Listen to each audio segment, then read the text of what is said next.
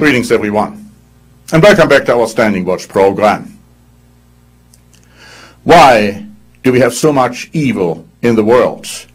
Why is there so much contention and disagreement and condemnation and accusation and even war and rumors of war between peoples and nations?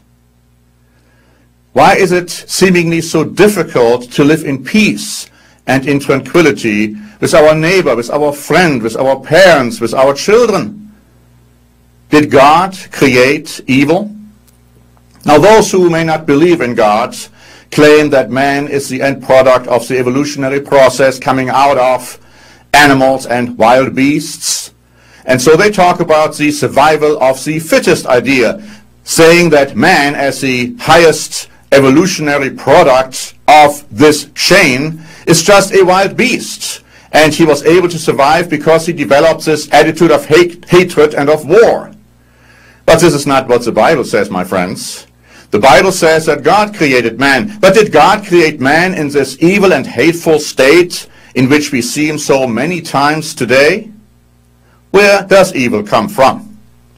The Bible gives us the answer, but many do not believe the Bible. Many do not believe that what the Bible says actually is accurate. But in failing to accept the biblical truth on this matter, they fail to understand the origin of evil. The Bible says that God created angels before he created man. And one of the great archangels and cherubs he created was called Lucifer in the Latin language, or Hillel in the Hebrew, and it just means shining star of the dawn or light bringer. But this Lucifer, although he was made perfect, and he was in a perfect state when he was created, had a free will. And he decided to rebel against God's way of life, his way of love, his way of compassion, and his way of cooperation. And he decided to instead invent the way of strife and of envy and of hatred. And he convinced about 1/3 of his angels under his command to follow his lead.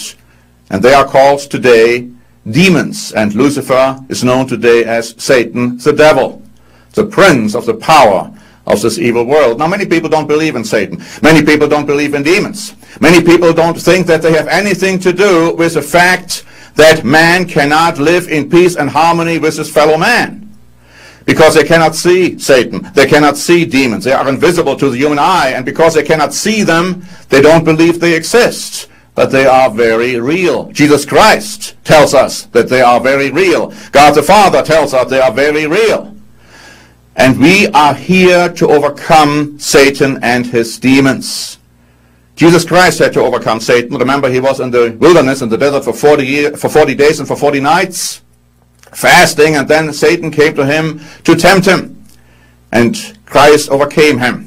And he tells us that we are here to overcome Satan, that we are here to overcome the society which has adopted Satan's way of thinking, and that we are to overcome our own human, selfish, carnal nature. Because, my friends, when we were born, we didn't have that nature per se yet.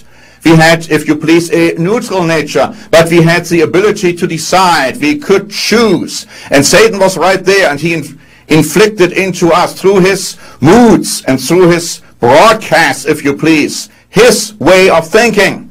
And so in time we adopted his way of thinking, and then we have called it human nature, whereas in fact it is actually Satan's nature, which we have embraced unknowingly. Many of us never realize that mood swings come from Satan. Sometimes we are happy and we are content and we think we could just conquer the world.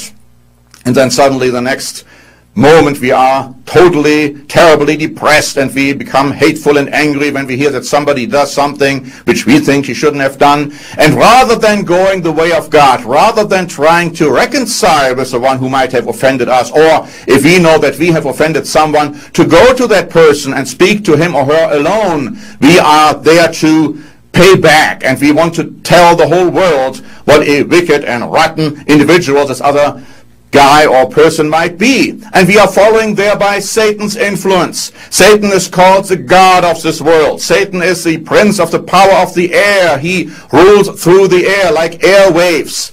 And that's how he broadcasts his mood swings, his ideas, his concepts, these fiery darts of the devil, which we are supposed to conquer, as we read in the book of Ephesians.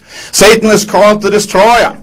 Satan is the lion going around like a roaring lion to see whom he can devour. Paul says we shouldn't be ignorant of his devices, but far too many times we are. Far too many times we don't recognize and realize the fact where depression, where these concepts of I can't do it and I shouldn't do this, although I perhaps know I should, where this comes from.